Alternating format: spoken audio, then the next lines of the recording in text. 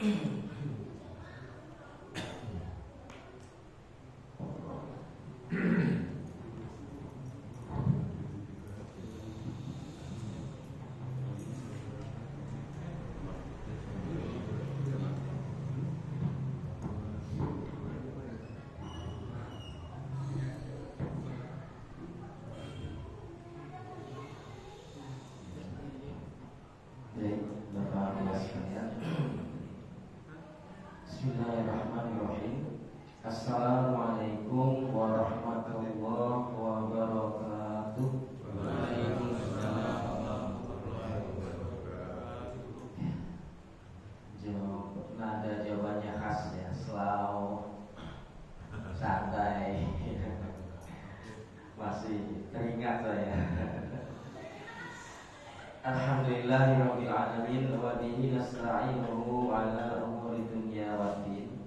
Asyhadu an la ilaha illallah wahdahu la syarika wa asyhadu anna Muhammadan abduhu wa rasuluhu la nabiyya ba'dah.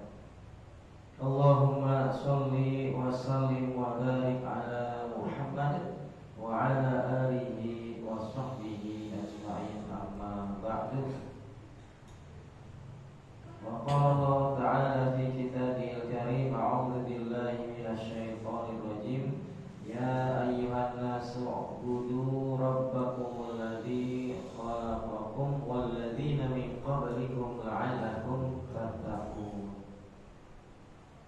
Jamaah sekalian rahimakumullah, alhamdulillah pada malam ini kita bisa hadir ya di majelis ilmu di Mushola Al-Amanah yang tercinta ini, sekaligus temu kangen kali Pak ya, tapi tepatnya ya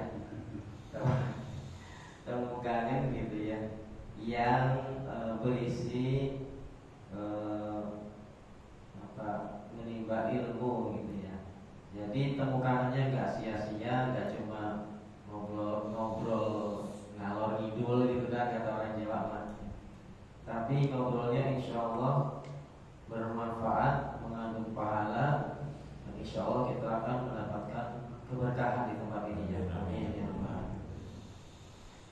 Kemudian doa dan salam semoga senantiasa tercurahkan kepada seluruh tauladan kita, yakni Nabi kita tercinta Rasulullah Muhammad sallallahu alaihi wasallam. Jamaah sekalian rahimakumullah, dari tema pelajaran malam ini, tema ta'lim kita malam ini, sebenarnya mungkin enggak masa iya sih enggak kenal Allah gitu ya. Temanya kok mari mengenal Allah. Bapak jamaah sekalian rahimahullah, tema ini berangkat dari kenyataan ya. Kenyataan banyak umat Islam misalnya yang sholat gitu ya, sholat pengennya buru-buru gitu kan ya. Terus puasa ya pengennya buru-buru gitu ya. Meskipun kalau udah waktunya buka harus disegerakan gitu ya, tapi ini pengennya buru-buru, Jumatan pengennya buru-buru ya. Kemudian dalam ibadah lain gitu ya, lebih suka kalau disebut namanya gitu ya. Ya. Bahkan dengan nama hamba Allah pun kadang-kadang ditanyain, tadi hamba Allah udah disebut belum gitu ya. Padahal dia sudah bagus tuh ya menutupi namanya dengan hamba Allah. Tapi ketika panitia atau MC lupa nyebut, ditanya sama dia, hamba Allah udah belum gitu ya. Nah, berangkat dari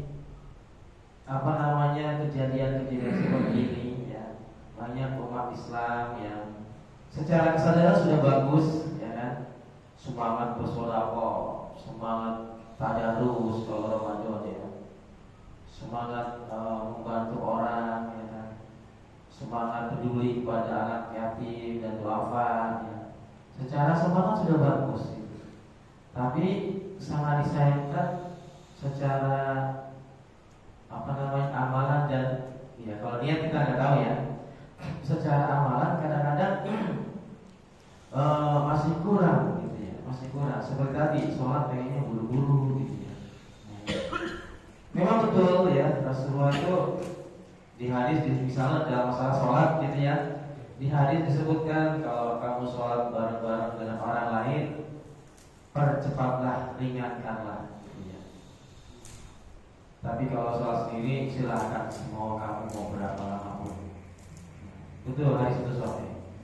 Tapi kalau kita berkaca pada Rasulullah mengimami orang gitu ya, beliau itu sholat maghrib bacanya surat Al-Qamar maksudnya, misalnya satu surat ya, itu surat yang ringan, yang paling ringan dibaca oleh Rasulullah itu satu surat ya. Kita juga satu surat sih ya, Inna A'tayna ya kan, satu surat gitu ya. Nah inilah sebabnya kenapa kualitas umat Islam ya tidak akan bisa sampai kepada kualitas kutub khairul ummah ya, nggak bisa sampai, sehingga ya umat Islam ya gini-gini aja, mau Ramadan berapa kali pun ya boleh gini-gini aja ya. Nah mungkin hal itu terjadi karena umat Islam kurang, dalam tanda petik ya, kurang mengenal Allah ya. Sehingga tadi maka betullah kata pepatah ya, tak kenal maka tak sayang, tak sayang maka tak cinta. Jadi sholatnya sekedar gugur kewajiban ya. Sedekahnya ya sekedar ya infak aja lah gitu ya.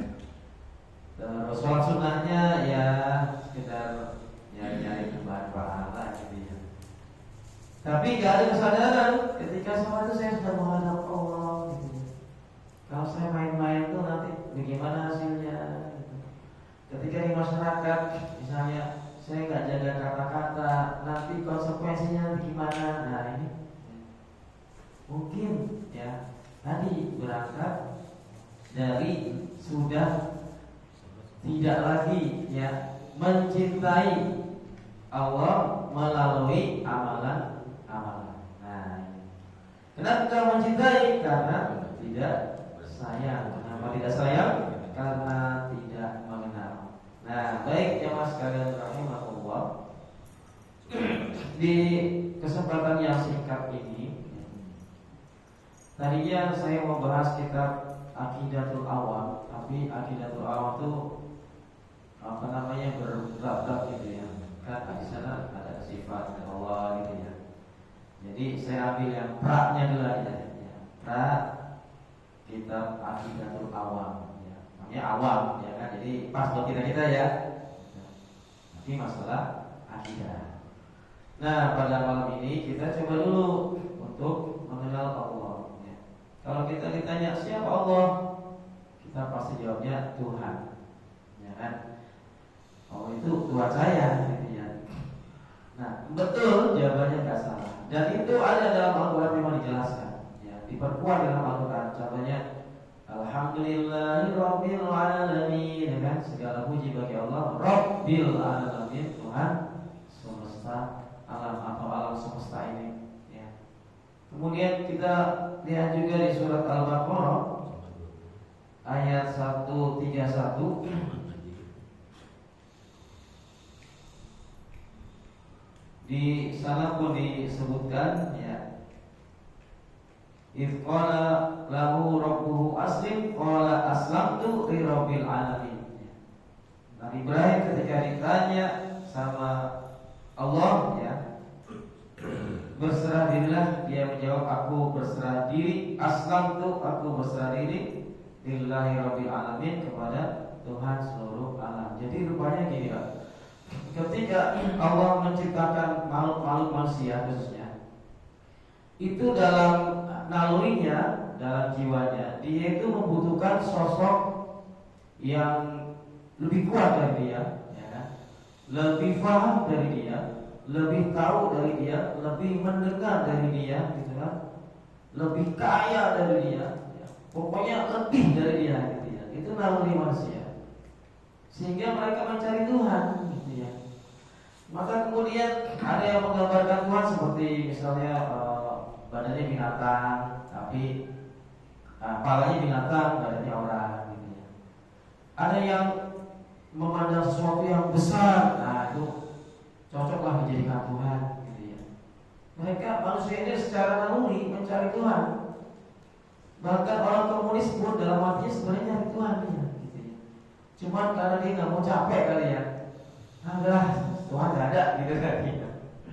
Tapi naluri Allah ciptakan manusia itu, naluri manusia itu dia mencari Tuhan.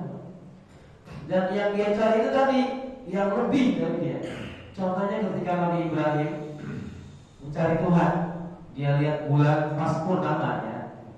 Wah, ini Tuhan saya nih besar, kasih penerangan gitu ya kan, dulu belum ada lampu ya. Kasih penerangan, tapi nggak bikin panas, ya, nggak bikin gerak. Terus cahayanya nggak bikin silau gitu ya. Itu beliau nikmati tuh ya, bulan purnama itu dari habis Isya gitu ya. Terus Tuhan senang dia lihatnya sampai subuh ya. Begitu subuh berlalu, hilang itu bulan ya. Wah, Tuhan saya hilang, kemana nih? Dia cari lagi Tuhan. Muncul matahari kan gitu ya.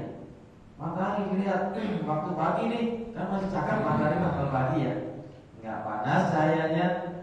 Terus dilihatnya itu belum membuat silau, ya kan? Dia nikmati itu matahari.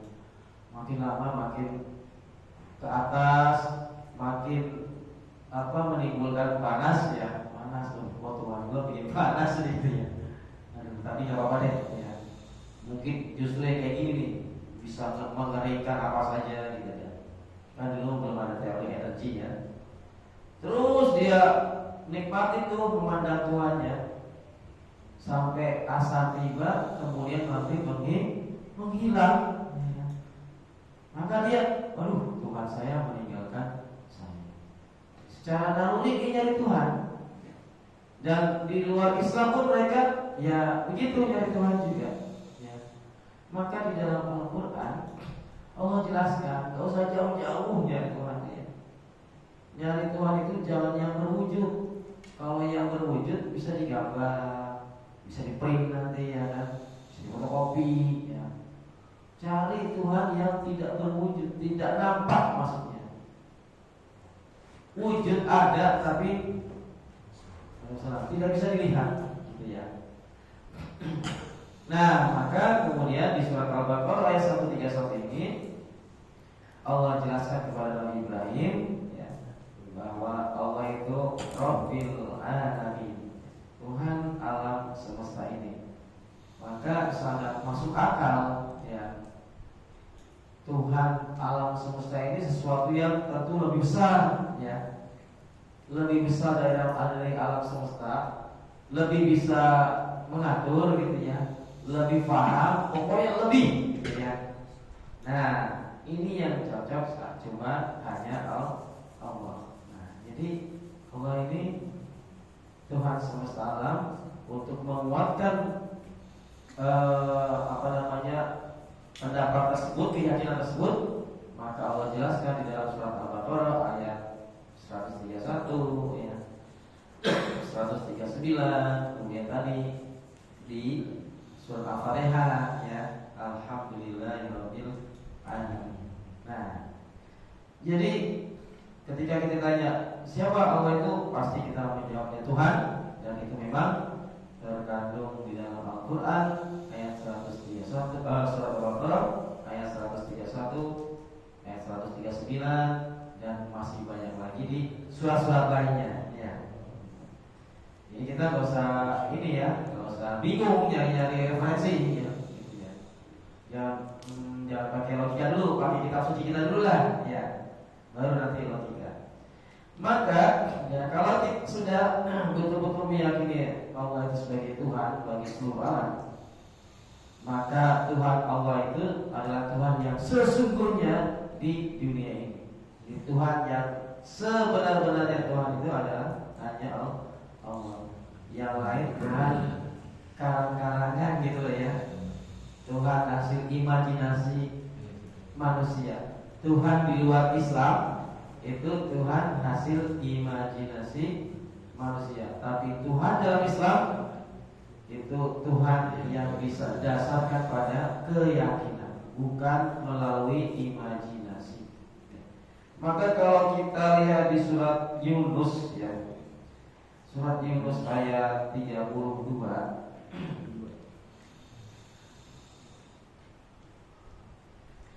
di sana dijelaskan ya. A'udzubillahi minasyaitonir rajim. Fadzalikumullahu rabbukumul haqq. Nah, ya. Famadza ba'dal haqqi illa dhalal fa anna tusrafun. Ya. Maka itulah Allah Tuhan kamu yang sebenarnya. Nah, ya. Al-Qur'an memperkuat jawaban tadi tuh, bahwa Allah itu Tuhan benar enggak sih? Ya. Maka tidak ada setelah kebenaran melainkan kesesatan. Jadi semakin yakinlah kita bahwa Allah adalah satu-satunya Tuhan yang sesungguhnya. Ingat ya, satu-satunya, bukan salah satunya. Ya. Satu-satunya Tuhan yang sesungguhnya. Yang lain hanya ya bohong-bohongan, hasil imajinasi, ya, hasil lamunan mungkin, ya, atau hanya hasil dari pengalaman pribadi mungkin gitu ya. Tapi Allah adalah Tuhan yang sesungguhnya, satu-satunya Tuhan yang sesungguhnya.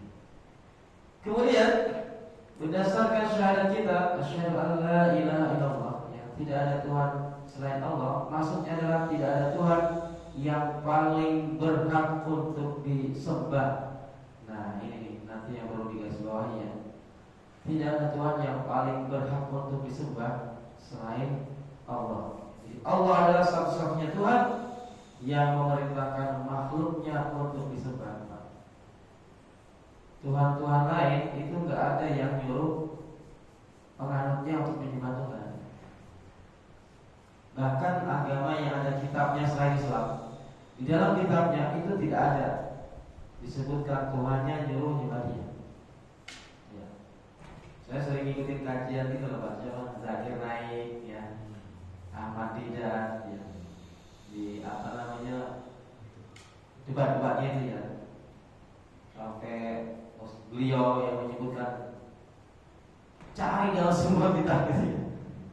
Tidak ada satu pernyataan bahwa ya, Yesus gitu ya memerintahkan umatnya untuk menyembahnya. Tapi Allah ya satu-satunya Tuhan yang paling sombong itu Allah. Satu-satunya Tuhan yang menyuruh makhluknya untuk menyembah dirinya itu hanya Allah. Jadi kita ini punya Tuhan bukan sembarang Tuhan Pak ya. Kalau bahasa kata Pak Bambang paling terpelintir Pak ya. Soyo ya. Paling sok jago gitu ya. Maka kita harus bangga Pak punya Tuhan Allah itu bangga. Tuhan lain nggak ada yang nyuruh, dewa-dewa itu nggak ada yang nyuruh penganutnya nyembahnya itu nggak ada Pak. Tuhan lain juga gitu, apalagi cuma Tuhan api ya, Tuhan apa lagi yang nggak bisa ngomong ya. Maka coba kita lihat di surat Al-An'am ya, supaya lebih kita yakin. Coba kita lihat di ayat 102.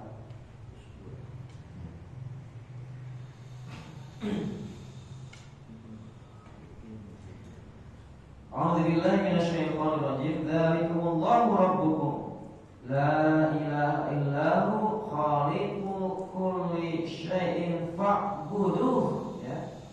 Wa huwa ala kulli syai'in wakil. Itulah Allah Tuhan kamu, tidak ada Tuhan selain Dia, pencipta segala sesuatu, maka sembahlah Dia. Apa tadi itu? Di surat Al-Baqarah ya.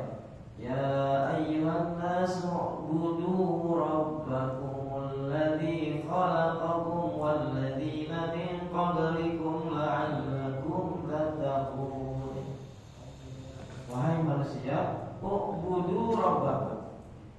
sembahlah Tuhan yang alladzi khalaqakum, yang menciptakan kamu. Nah, ini yang lebih tegasnya di surat Toha, Pak. Ya, surat 20 ayat 14. Ya, kita sambil buka-buka Al-Qur'an ya, enggak apa-apa ya. Ya, lebih apa namanya, terpakai Al-Qur'annya ya. Nah, ya. A'udzubillahi minasyaitonir rajim. Innani anallah, ya, la ilaha illa ana fa'buduni wa aqimis sholata li dzikri. Nah, ini sangat tegas sekali.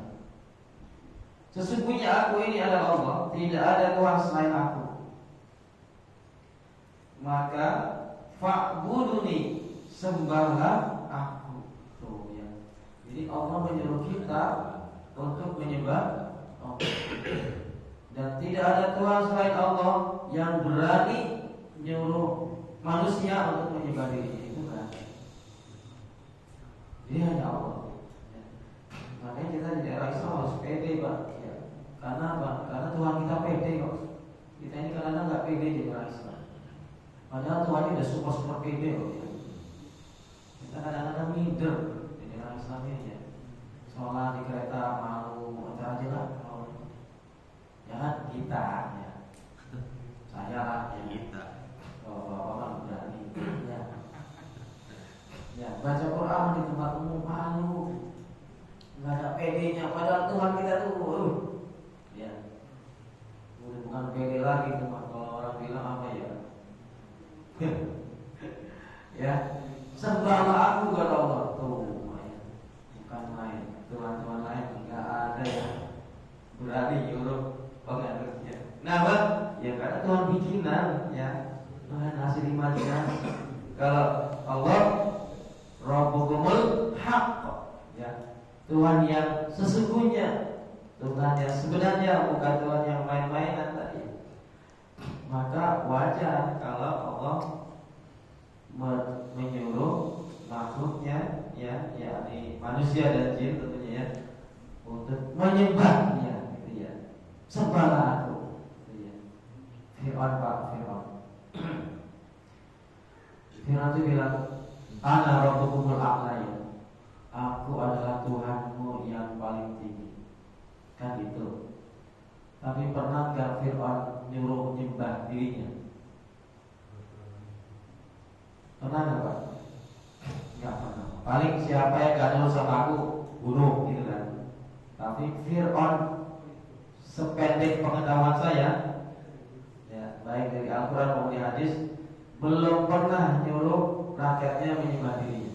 Fir'aun yang dia mengatakan, saya adalah Tuhan kamu.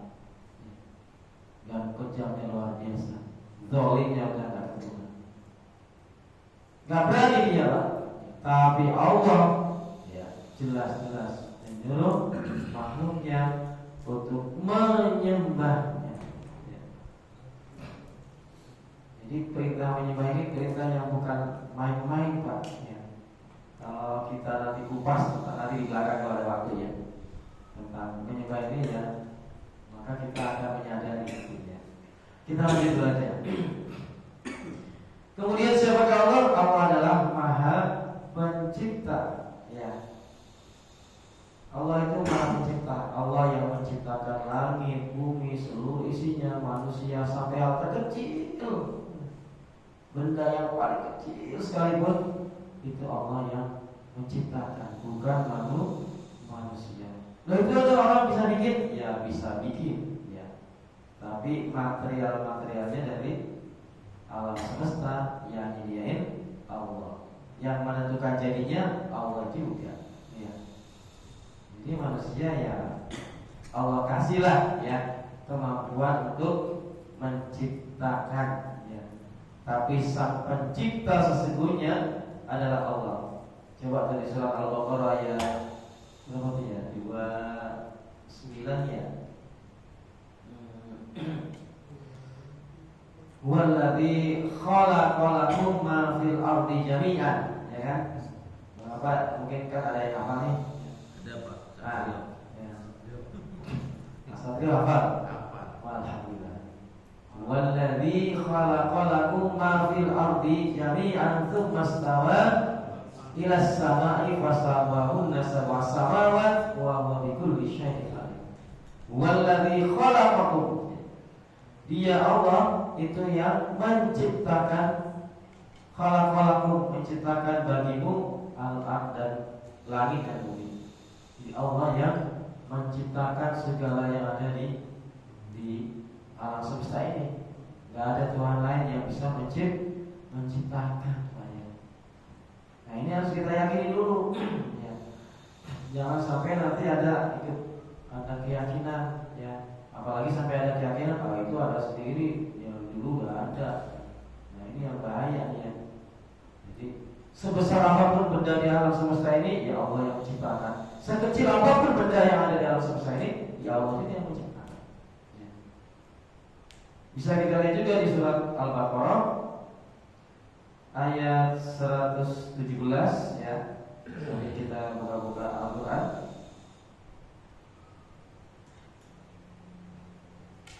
Badi'us samawati wal ardh wa idza qada amran fa innama yaqulu lahu kun fayakun. Allah pencipta langit dan bumi. Apabila Dia hendak menetapkan sesuatu, Dia hanya berkata jadilah, maka jadilah sesuatu. Jadi menciptakan sesuatu di alam semesta ini adalah hal yang sangat sepele bagi Allah, kecil bagi Allah. Ya, Allah tinggal ngomong jadi. Ya. Jadi batu loh, jadi batu. Jadi angin kamu, jadi angin. Jadi apa lagi? Oh itu Ustaz, yang malin kundang itu untuk anaknya jadi batu itu. Ya, itu mah dongeng banyak. Dongeng turun temurun ya, bukan cerita nyata ya. Jadi Allah sangat mudah untuk menciptakan apa saja yang ada. Maka ya, kalau misalnya nanti ada hadis di akhir zaman itu ada binatang yang apa sih ya? Bentuknya kayak ular apa ya? Ya, ada kakinya begitu. Ya, sangat mudah bagi Allah untuk menciptakan binatang tersebut. Ya. Ada Ya'juj dan Ma'juj. Ya, sangat mudah bagi Allah. Jadi kita jangan masa ada makhluk kayak gitu. Itu mah apa namanya? Bikinan Hollywood gitu. Atau Disneyland ya kan, yang punya teknologi ya. Ya. Kalau memang hadisnya sahih ya kita harus meyakini apapun itu bentuknya. Dajjal matanya cuma satu. Teori mana yang orang matanya cuma satu? Gak bisa gitu ya. Terlepas ya, ada yang mengatakan Dajjal itu sistem, ada yang mengatakan makhluk ya. Tapi kalau digambarkan dia matanya cuma satu, ya sudah, ya kita yakin saja. Mudah bagi Allah bikin matanya cuma satu, mudah ya kan. Ada bayi terlahir karena kakinya, yang mudah bagi Allah ya. Karena apa? Karena Allah Maha Pencipta. Sangat mudah bagi Allah menciptakan apapun yang ada di bumi ini, di langit, yang di luar dari jangkauan nalar kita, sangat mudah bagi Allah. Termasuk segala hal yang tidak tampak ya, Allah juga sangat mudah untuk menciptakannya. Kan ada tuh orang-orang yang gak percaya sama surga neraka. Yang timbul itu ada film neraka tuh ya. Ya, film neraka. Sangat mudah bagi Allah ya untuk menciptakan sebuah tempat yang isinya api yang panasnya sekian ratus atau ribu derajat ya. Oh kita kuat ya, jadi ya. Nah ini ya. Begitu juga ketika Allah menggambarkan surga yang jannatun tajri min tahtihal anhar kan ya, kita tahu ya. Yang di bawahnya mengalir sungai-sungai. Gampang di sini juga bisa. Ya, bikin perumahan bawahnya sungai mengalir jernih, bisa di sini juga. Nah ya, jadi kita kembali ya bahwa Allah itu sangat mudah ya untuk menciptakan segala sesuatu di alam semesta ini karena memang Allah Maha Pencipta.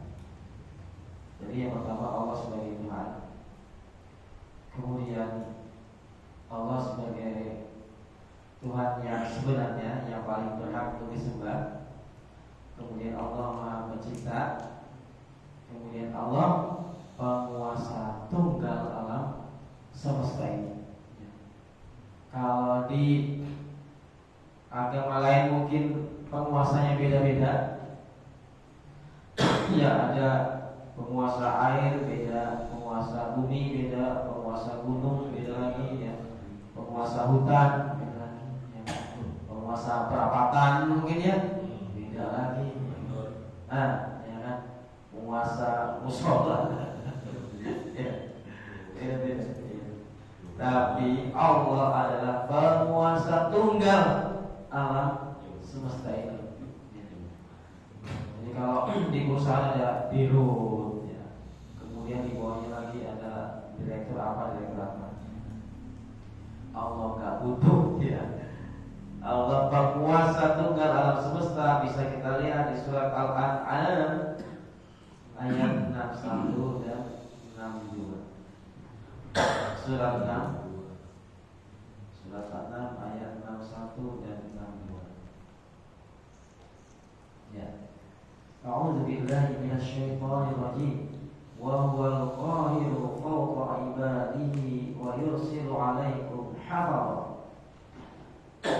Hatta idza jaa'a ahadakumul maut tawaffathu rusuluna wa hum la yufarriqun. Dan dialah penguasa mutlak atas semua hambanya, dan diutusnya kepadamu malaikat-malaikat penjaga, sehingga apabila kematian datang kepada salah seorang di antara kamu, malaikat-malaikat kami mencabut nyawanya dan mereka tidak melalaikan tugasnya.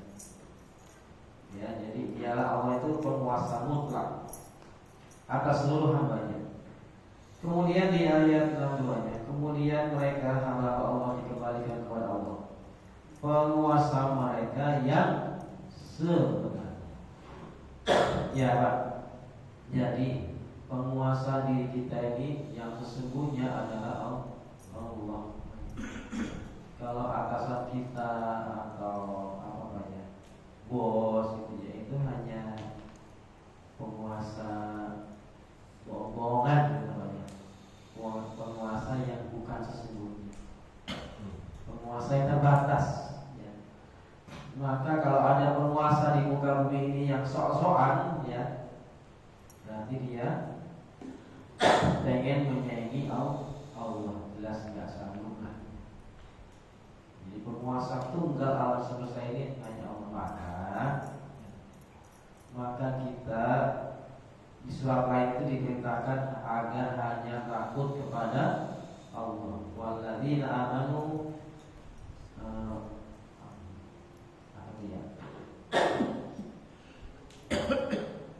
Jadi orang beriman itu lebih takut kepada Allah daripada yang lain. Nah, di zaman sekarang ini kadang-kadang tadi ya takut kehilangan pengikut, takut kehilangan jabatan ya, takut kehilangan popularitas dan sebagainya. Padahal ya kita punya penguasa yang sesungguhnya, penguasa yang asli gitu ya.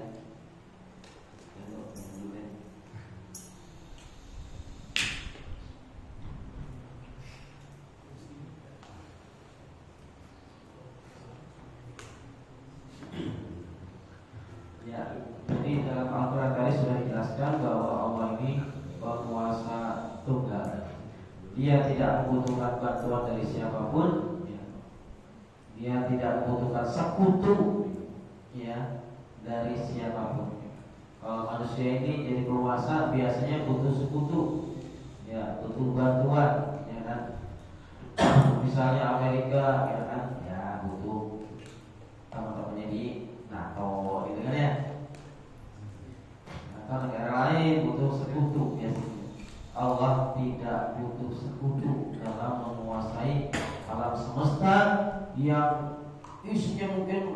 ribuan bahkan jutaan makhluk dengan segala kompleksitasnya dan segala bentuk dan jenisnya, Allah sanggup untuk menguasai mereka semuanya. Ya. Sedangkan manusia hanya penguasa yang sangat terbatas. Bahkan kita nggak bisa kadang-kadang menguasai diri kita ya. Ya kan? Contohnya kalau lagi marah tuh ya, maaf saya bilang nggak bisa menguasai emosi. Baru emosi aja kita nggak bisa menguasai, apalagi yang lain. Betapa lemahnya kita ya. Nah, tapi kita suka sombong ya. Baru jadi penguasa apa gitu udah sombong. Ya mas kalian rahimahullah. Tadi sudah disebutkan Allah pencipta, Allah penguasa. Nah kemudian Allah di dalam Al-Quran surat 4 ya, surat An-Nisa ya. Surat An-Nisa ayat 132. Allah menjelaskan bahwa Allah juga sebagai pemelihara alam semesta dan seluruh isinya. Surat An-Nisa ayat 132.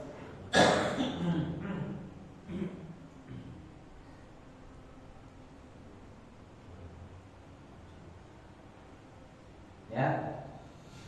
Walillahi ma fis samawati wa ma fil ardh wa kafa billahi wakila. Dan milik Allah lah apa yang ada di langit dan apa yang ada di bumi. Cukuplah Allah sebagai pemelihara. Ya. Jadi Allah menciptakan juga, tapi juga memelihara. Menciptakan, menguasai, memelihara juga. Sebab kadang-kadang manusia ini bikin tapi nggak dipelihara.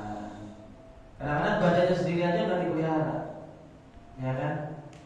Makanan apa dihantam aja gitu ya kadang-kadang. Udah tahu lagi asam urat, iya kan? Nggak pelihara diri, ya. Udah tahu lagi masuk naik diabetesnya misalnya. Wah, lihat tuh ya. Bahkan tubuh kita ini yang melihara siapa? Ternyata Allah ya. Tubuh kita ini yang melihara Allah. Contoh yang paling gampang, mata ya. Mata ini masya Allah sistem penglihatan kita itu luar biasa. Bagaimana Allah memelihara mata kita yang dari maya. Ketika ada benda mau masuk, dia harus lewat ini kan. Kalau habis ini sensor itu, alis apa? Rambut mata, ya. Bulu mata, ya bulu mata. Datang benda set, kena sensor, nutup langsung mata. Coba canggih Allah dalam memelihara kita ini. Ya. Lolos benda masuk mata. Apa yang terjadi? Secara otomatis mata mengeluarkan air mata. Bagaimana Allah secara detail ya sangat untuk memelihara mata kita. Bukan kita Pak yang memelihara mata kita. Ya. Ternyata Allah lewat sebuah sistem. Itu baru mata, belum kuping, belum sistem pencernaan, belum sistem apalagi pendengaran, ya. Sistem syaraf, sistem otot, masya Allah. Semua Allah pelihara apa yang ada di tubuh kita. Hanya kadang-kadang kita yang merusak. Waktu ini sangat singkat ya. Kayaknya belum apa-apa ini. Tapi ya sudah habis waktu. Ya terserah DKM Kumaya. Ini belum masuk ke akidah itu awalnya Mas Nanda. Ya. Jadi ya setidaknya lah ya, setidaknya kita semakin yakin ya Allah itu sebagai Tuhan pencipta, ya penguasa dan juga pemelihara. Yang punya sifat kayak gini kan gak ada. Manusia itu kadang-kadang menciptakan orang, tapi gak memiliki. Ya. Apalagi kalau udah dijual ke orang, ya. Gak bisa memiliki, ya kan? Terus kadang-kadang punya tapi nggak miara, ya nggak dirawat, gitu ya. Karena kekurangan kita. Nah, Bapak Ibu dan Bapak sekalian jamaah rahimahullah, setidaknya kita sudah mengenal Allah dalam sifat-sifatnya yang terbatas. Sebelum kita memasuki sifat-sifat yang wajib, ya, yang wajib kita ketahui itu ya maksudnya. Ya. Dan memang sifat Allah itu banyak. Ya. Kita terbatas, nggak bisa mengetahui secara keseluruhan. Ya. Paling hanya beberapa saja. Itu pun yang kita dapatkan di dalam Al-Qur'an. Makanya pentingnya di sini kita memahami Al-Qur'an. Jadi bukan sekedar baca, tapi juga dipahami. Ya, kalau kita lihat di Al-Qur'an masih banyak informasi tentang Allah. Allah itu siapa? Di Al-Qur'an masih banyak. Baik, mudah-mudahan bermanfaat. Kalau yang salah itu dari pribadi saya bodoh ya, tolong dimaafkan. Yang benar datangnya dari Allah, kita amalkan. Billahi taufiq wal hidayah. Wassalamualaikum warahmatullahi wabarakatuh.